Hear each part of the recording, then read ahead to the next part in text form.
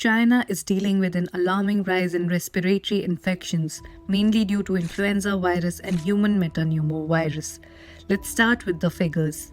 According to data from Chinese Center for Disease Control and Prevention for the last week of December, over 30% of outpatient samples tested positive for influenza infection and 6.2% for HMPV infection.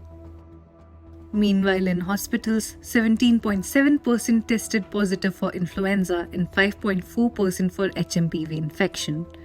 The exact figures aren't available, so it's difficult to assess the severity of the situation.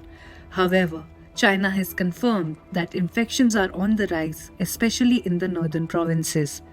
China has also issued a health advisory calling for attention towards acute respiratory infections.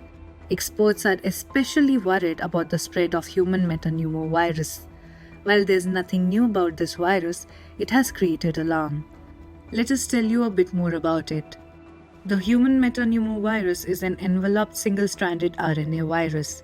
It was discovered nearly 20 years ago. In fact, serological studies have shown that it has existed for at least 60 years. Despite that, we still don't have a vaccine for HMPV. This has highlighted the need for effective preventive measures against viruses.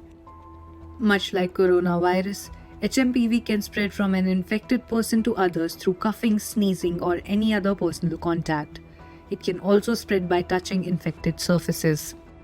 Once HMPV enters your system, it can roughly take 3 to 6 days to show the symptoms. This includes cough, fever, nasal congestion, and shortness of breath.